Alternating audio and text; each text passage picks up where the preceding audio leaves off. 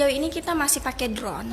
Kalau untuk AI kita belum. Belum, seperti itu. ya. Untuk ya mungkin aplikasi untuk ini ya pemetaan seperti itu ArcGIS. Sekarang itu sangat mudah ya Kak kalau untuk kita bersuara menginspirasikan sesuatu karena sekarang apa-apa viral gitu Iya, kan. benar. Apa-apa viral gitu. Jadi memang untuk di era yang sekarang itu kita lebih didominasikan untuk melakukan edukasi itu melalui internet seperti itu Kak, sebagai salah satu platform kita supaya walaupun yang kita edukasi hanya 10-20 orang, tapi edukasi itu sampai ke 1000-2000 orang seperti itu, dan itu juga lebih menghemat biaya juga.